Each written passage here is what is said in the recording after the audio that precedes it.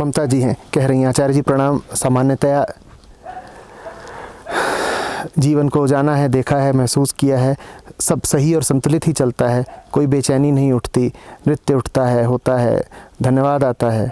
पर कभी कभी मृत्यु जैसी घटना घट जाती है, जैसे कि अपनों की अकाल मृत्यु या दुर्घटना या आत्महत्या इत्यादि।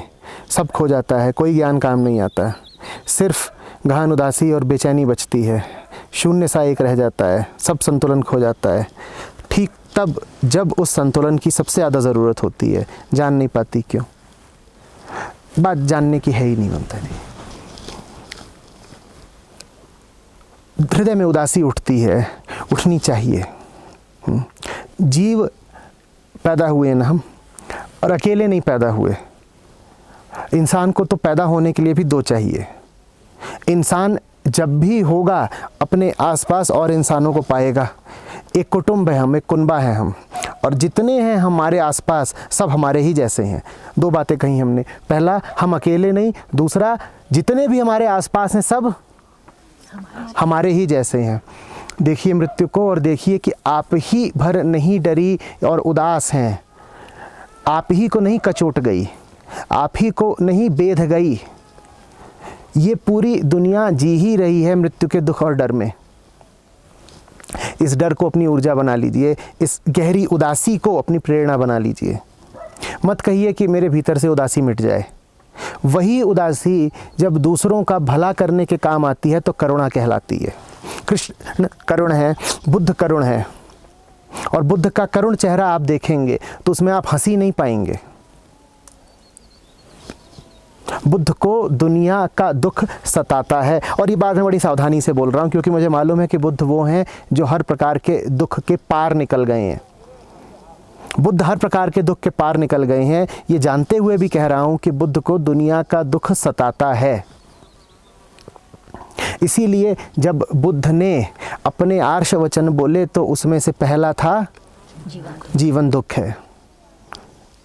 दुख यदि होता ही नहीं तो वो भी तो किसी बहुत ऊंचे शिखर पे चढ़ करके इनकार कर सकते थे ना। और बहुत यहाँ पे घूम रहे हैं ब्रह्मज्ञानी, वो कहते हैं दुख है ही नहीं बेटा, दुख माया है, दुख मिथ्या है। अरे भाई दुख माया होगा, दुख मिथ्या होगा, पर तुम्हारे लिए माया है कि नहीं है, अपनी बात करो, बोलो, है ना। बुद्ध के पास एक स्त्री आई, ये कहानी है हम सब ने पढ़ी है, बचपन से पढ़ते आए होंगे। उस स्त्री का बच्चा मर गया था। उन्होंने उसको ये नहीं कहा कि न तू है, न तेरा बच्चा है, न जन्म हुआ था, न मृत्यु घटी है, सब अनात्मा है, ये सब तू थोथी बातें कर रही है, तेरा दिमाग चल गया है, ऐसा कहा उसको। बुद्ध ज्ञानी मात्र नहीं है, बुद्ध सजीव करुणा है।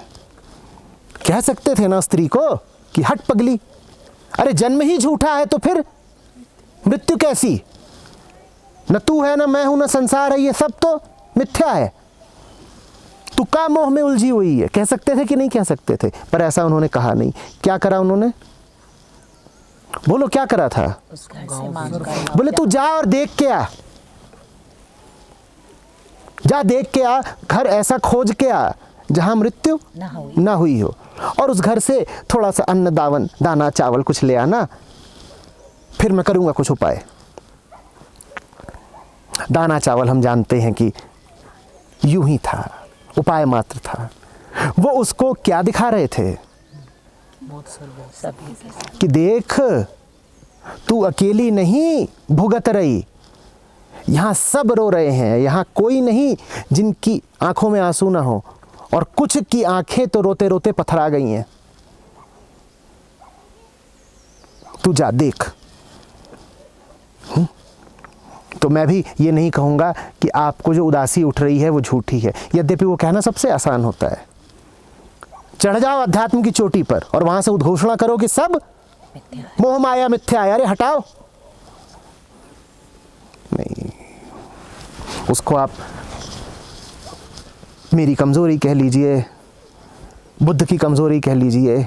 जो विशुद्ध ज्ञानी होंगे वो यही कहेंगे, वो कहेंगे ये तो उन्होंने ठीक कहा ही नहीं। और बुद्ध को काटने के लिए जो तर्क दिया जाएगा वो तर्क बड़ा प्रबल होगा, जानते हो तर्क क्या होगा? वो कहेंगे जो स्त्री आई थी बेहोश थी, नशे में थी, मोह ने इसको जकड़ लिया था, ये बेहोश हो गई थी, और आपने इसको बाकी सब बेहोश लोगों के पास भेज दिया। यदि 100 लोग बेहोश हो तो क्या इससे यह सिद्ध हो जाता है कि बेहोशी ही होश है?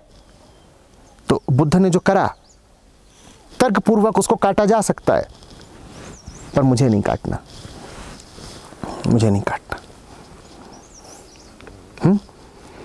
उस स्त्री को मोह था, पूरे गांव को मोह था, और मोह हमारा तथ्य है। यहां सब रो रहे हैं, यहां सब परेशान हैं, सब व्यथित हैं। क्या बोलूं उनको? तुम्हारी व्यथा झूठी है। मेरे बोलने से उनकी व्यथा मिट गई क्या? मेरे बोलने से उनकी व्यथा मिटती होती तो मैं पहाड़ पे चढ़ के चिल्लाता कि सब झूठा है, सब झूठा है, सब झूठा है। तो कौन सा पहाड़ और कौन सा चिल्लाना, और कौन से आचार्य जी चिल्ला रहे हैं? सब झूठा है, कुछ झूठा नहीं है। और यदि सब झूठा ही झूठा है तो किसके लिए रचे गए ग्रंथ? झूठ को समझाने के लिए। क्यों बुद्धों ने किया इतना श्रम? झूठ को बचाने के लिए। हमारे आपके लिए ही तो वो सब बातें कही गई ना। और हम सब अगर झूठे ही हैं तो झूठों से क्या इतना लेना देना? नहीं, होगा झूठ, पर करुणा की यही बात है, करुणा की यही मिठास है। वो भली भांति जानती है कि आत्यंतिक रूप से तुम्हारे सारे भाव झूठे हैं, आत्यंतिक रूप से तो तुम्हारा होना भी झूठ है, लेकिन अभी तो तुम्हें दुख है ही। तुम्हें यदि अभी दुख है, भले ही वो दुख तुम्हें किसी भ्रमवश लगता हो, भासता भर हो, लेकिन उस दुख का निवारण किया जाएगा। जैसे कोई छोटा बच्चा हो, उसे कोई भ्रम हो गया हो, वो रोता हो, भ्रम ही तो हुआ है, लेकिन फिर भी उसके भ्रम का निवारण किया जाता है ना। माँ को पसंद नहीं कि वो रोए। आप भी माँ जैसी हो जाइए। जो दुख आपको सता रहा है वो सबको सता रहा है। जाइए, उन्हें सहारा दीजिए, समझाइए, उन्हें बताइए। अक्सर दुख हमें इसलिए लगता है क्योंकि हम मान के बैठे होते हैं कि सुख हमारा हक है। हम मान के बैठे होते हैं कि हम तो सुख के प्रबल अधिकारी हैं। जाइए, लोगों को बताइए कि हम जैसा जीवन जी रहे हैं, जिस स्थितियों में हमने जन्म लिया है और तदुपरांत जैसी हमने ज़िंदगी चुनी है, दुख उसकी अनिवार्यता है। जैसे बुद्ध ने उस स्त्री से कहा था कि देखो, तुम नहीं भुगत रही, सभी भुगत रहे हैं, क्योंकि हम सब एक ही तरह का जन्म लेते हैं और एक ही तरह का जीवन जीते हैं। बताइए सबको कि तुम जी रहे हो सुख की आकांक्षा में, इसीलिए दुख तुम्हें और बुरा लगता है। उम्मीद किसकी थी? सुख की। फिर जब दुख आता है तो और बुरा लगता है, और सुख की उम्मीद तुम करते ही इसीलिए हो और ज़्यादा हो क्योंकि तुम दुखी हो। ये पूरा खेल उनको बताइए, द्वैत उन्हें समझाइए, पर शुष्क तरीके से नहीं। उसी वेदना के साथ जो आपको अनुभव हो रही है। वास्तव में बिना वेदना के कोई ज्ञान दिया भी नहीं जा सकता। जिसका दिल खुद न टूटा हो वो किसी दूसरे को कुछ समझा नहीं सकता, कोई विद्या नहीं दे सकता। वेदना, संवेदना, विद्या और वेद।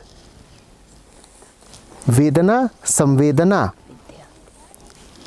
वेदना माने कष्ट, संवेदना माने करुणा, विद्या समझते ही हो, वेद जानते ही हो। ये सब एक ही मूल से आ रहे हैं और इन सब में बड़ा गहरा नाता है।